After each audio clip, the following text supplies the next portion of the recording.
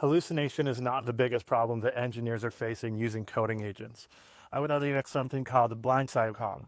So oftentimes we find LLMs are good at giving us the right answer based on the context that they have available to them.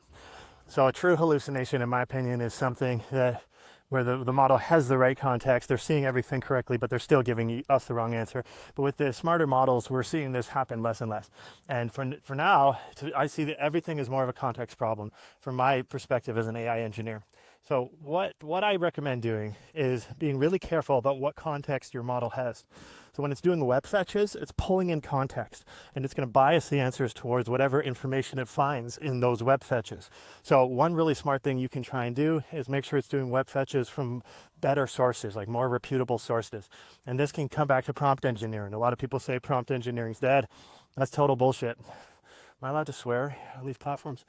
Right. So that's my big recommendation, is to be careful about what context you're putting in there. You hear about that all over the place, right? But how this manifests as a problem in terms of the blindside problem is where the model's super confident about the wrong answer. And I don't see this, again, as a hallucination, because it's just like a wrong opinion, basically, because it doesn't have the right information, because it's blind to what it does not know.